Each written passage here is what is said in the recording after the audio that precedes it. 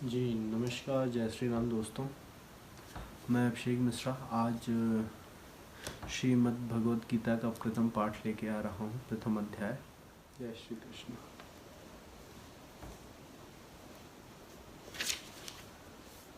अथ प्रथमो अध्याय। धृतराष्ट्र जी बोलते हैं, हे संजय, धर्म भूमि कुरुक्षेत्र में एकत्रित युद्ध की इच्छा वाले मेरे और पांडु के पुत्रों ने क्या किया है। संजय बोले, उस समय राजा दुर्योधन ने व्यूह रचना युक्त पांडवों की सेना को देखकर और द्रोणाचार्य के पास जाकर यह वचन कहा, हे आचार्य, आपके बुद्धिमान शिष्य द्रुपद पुत्र धृष्टद्युम्न द्वारा व्यूहाकार खड़ी की हुई पांडु पुत्रों की इस बड़ी भारी सेना को देखिए। इस सेना में बड़े बड़े धनुषों वाले तथा युद्ध में भीम और अर्जुन के समान सूरवीर, सत्यकी और विराट तथा महारथी राजा द्रुपद, धृष्टकेतु और चेतिकान तथा बलवान काशीराज, पुरोजित, कुंती भोज और मनुष्यों में श्रेष्ठ शैब्य, पराक्रमी युद्धामन्यु तथा बलवान उत्तमौजा, सुभद्रा पुत्र अभिमन्यु एवं द्रौपदी के पांचों पुत्र, ये सभी महारथी हैं। हे ब्राह्मण श्रेष्ठ, अपने पक्ष में भी जो प्रधान हैं उनको आप समझ लीजिए। आपकी जानकारी के लिए मेरी सेना के जो जो सेनापति हैं उनको बतलाता हूँ।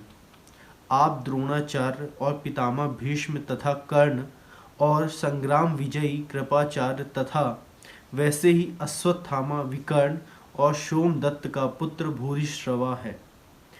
और भी मेरे लिए जीवन की आशा त्याग देने वाले बहुत से सूरवीर, अनेक प्रकार के शास्त्रास्त्रों से सुसज्जित और सब के सब युद्ध में चतुर हैं।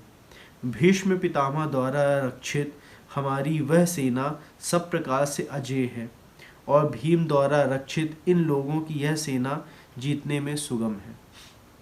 इसलिए सब मोर्चों पर अपनी अपनी जगह स्थित रहते हुए आप लोग सभी निसंदेह भीष्म पितामह की आप सब ओर से रक्षा करें। कौरवों में वृद्ध बड़े प्रतापी पितामह भीष्म ने उस दुर्योधन के हृदय में हर्ष उत्पन्न करते हुए उच्च स्वर से सिंह की दहाड़ के समान गरज कर शंख बजाया। इसके पश्चात शंख और नगाड़े तथा ढोल, मृदंग और नरसिंहे आदि बाजे एक साथ ही बज उठे। उनका वह शब्द बड़ा भयंकर हुआ। इसके अनंतर सफेद घोड़ों से युक्त उत्तम रथ में बैठे हुए श्री कृष्ण महाराज और अर्जुन ने भी अलौकिक शंख बजाए। श्री कृष्ण महाराज ने पंचजन्य नामक, अर्जुन ने देवदत्त नामक और भयानक कर्म वाले भीमसेन ने पौंड नामक शंख महाशंख बजाया। कुंती पुत्र राजा युधिष्ठिर ने अनंत विजय नामक और नकुल तथा सहदेव ने सुघोष और मणिपुष्पक नामक शंख बजाए। श्रेष्ठ धनुष वाले काशीराज और महारथी शिखंडी एवं धृष्टद्युम्न तथा राजा विराट और अजय सत्याकी, राजा द्रुपद एवं द्रौपदी के पांचों पुत्र और बड़ी भुजा वाले सुभद्रा पुत्र अभिमन्यु, इन सभी ने राजन सब ओर से अलग अलग शंख बजाए और उस भयानक शब्द ने आकाश को, पृथ्वी को भी गूंजाते हुए आपके पक्ष वालों के हृदय विदीर्ण कर दिए। अर्जुन जी बोलते हैं, हे राजन, इसके बाद कपिध्वज अर्जुन ने मोर्चा बांधकर डटे हुए धृतराष्ट्र संबंधियों को देखकर उस शस्त्र चलने की तैयारी के समान धनुष उठाकर ऋषिकेश श्री कृष्ण महाराज से यह वचन कहा, हे अच्युत, मेरे रथ को दोनों सेनाओं के बीच में खड़ा कीजिए और जब तक कि मैं युद्ध श्रेष्ठ में डटे हुए युद्ध के अभिलाषी इन विपक्षी योद्धाओं को भली प्रकार देख ना लूं, इस युद्ध रूप व्यापार में मुझे किन किन के साथ युद्ध करना योग्य है, तब तक उसे खड़ा रखिए। दुर्बुद्धि दुर्योधन का युद्ध में हित चाहने वाले जो जो ये राजा लोग इस सेना में आए हैं, इन युद्ध करने वालों को मैं देखूंगा। संजय बोले, हे धृतराष्ट्र, अर्जुन द्वारा इस प्रकार कहे हुए महाराज श्री कृष्णचंद्र ने दोनों सेनाओं के बीच में भीष्म और द्रोणाचार्य के सामने तथा संपूर्ण राजाओं के सामने उत्तम रथ को खड़ा करके इस प्रकार कहा कि हे पार्थ, युद्ध के लिए जुटे हुए इन कौरवों को देख। इसके बाद प्रथापुत्र अर्जुन ने उन दोनों की सेनाओं में स्थित ताऊ चाचाओं, दादों, परदादों को, गुरुओं को, मामाओं को, भाइयों को, पुत्रों को, पौत्रों को तथा मित्रों को, ससुरों को और सहृदयों को भी देखा।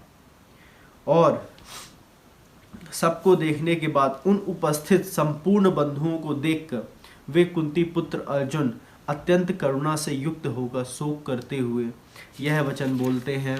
अर्जुन बोले, हे कृष्ण, युद्ध श्रेष्ठ में डटे हुए युद्ध के अभिलाषी इस स्वजन समुदाय को देखकर मेरे अंग शिथिल हुए जा रहे हैं और मुख सूखा जा रहा है तथा मेरे शरीर में कंप एवं रोमांच हो रहा है।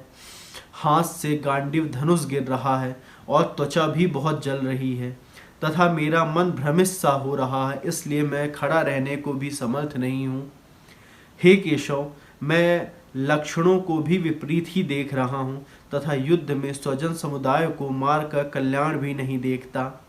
हे कृष्ण, मैं ना तो विजय चाहता हूँ और ना राज्य तथा सुखों को चाहता हूँ। हे गोविंद, हमें ऐसे राज्य से क्या प्रयोजन है अथवा ऐसे भोगों से और जीवन से क्या ही लाभ मिलेगा। हमें जिनके लिए राज्य, भोग और सुखादि अभिष्ट हैं, वे ही ये सब धन और जीवन की आशा को त्याग कर युद्ध में खड़े हैं। गुरुजन, ताऊ चाचे, लड़के और उसी प्रकार दादे, मामे, ससुर, पौत्र, साले तथा और भी संबंधी लोग हैं। हे मधुसूदन, मुझे मरने पर भी अथवा तीनों लोगों के राज्य के लिए भी इन सबको मारना नहीं चाहता। फिर पृथ्वी के लिए तो कहना ही क्या है। हे जनार्दन, धृतराष्ट्र के पुत्रों को मारकर हमें क्या ही प्रसन्नता होगी। इन अत्यायुकों को मारकर तो हमें पाप ही लगने वाला है। अतएव हे माधव, अपने ही बांधव धृतराष्ट्र के पुत्रों को मारने के लिए हम योग्य नहीं हैं, क्योंकि अपने ही कुटुंब को मारकर हम कैसे सुखी हो सकते हैं। यद्यपि लोभ से भ्रष्टाचित्त हुए ये लोग कुल के नाश से उत्पन्न दोष को और मित्रों से विरोध करने में पाप को नहीं देखते हैं, तो भी हे जनार्दन, कुल के नाश से उत्पन्न दोष को जानने वाले हम लोगों को इस पाप से हटने के लिए क्यों नहीं विचार करना चाहिए। कुल के नाश से सनातन कुल धर्म नष्ट हो जाते हैं। धर्म के नाश हो जाने पर संपूर्ण कुल में पाप भी बहुत फैल जाता है। हे कृष्ण, हे कृष्ण, पाप के अधिक बढ़ जाने से कुल की स्त्रियां अत्यंत दूषित हो जाती हैं और हे वैष्णव, स्त्रियों के दूषित हो जाने पर वर्ण संकर उत्पन्न होता है। वर्ण संकर कुल घातियों को और कुल को नरक में ले जाने के लिए ही होता है। लुप्त हुई पिंड और जल की क्रिया वाले अर्थात श्राद्ध और तर्पण से वंचित इनके पितर लोग भी अधोगति को प्राप्त होते हैं। इन वर्ण संकर कारक दोषों से कुल घातियों के सनातन कुल धर्म और जाति धर्म नष्ट हो जाते हैं। हे जनार्दन, जिनका कुल धर्म नष्ट हो गया है, ऐसे मनुष्यों का अनिश्चित काल तक नरक में वास होता है, ऐसा हम सुनते आए हैं। हाँ, शोक हम लोग बुद्धिमान होकर भी महान पाप करने को तैयार हो गए हैं। जो राज्य और सुख के लोभ से स्वजनों को मारने के लिए उद्गत हो जाते हैं, यदि मुझ शास्त्र रहित एवं सामना न करने वाले को शास्त्र हाथ में लिए हुए धृतराष्ट्र के पुत्र रण में मार डालें, तो वह मरना भी मेरे लिए अधिक कल्याणकारक होगा। संजय बोलते हैं, रणभूमि में शोक से उद्विग्न मन वाले अर्जुन इस प्रकार कहकर बाण सहित धनुष को त्याग कर रथ के पिछले भाग में बैठ गए। बोले श्री कृष्ण महाराज जी की जय। प्रथम अध्याय यहीं पे समाप्त होता है। अब आपको द्वितीय अध्याय में मेरे कल की वीडियो में आपको मिलेगा।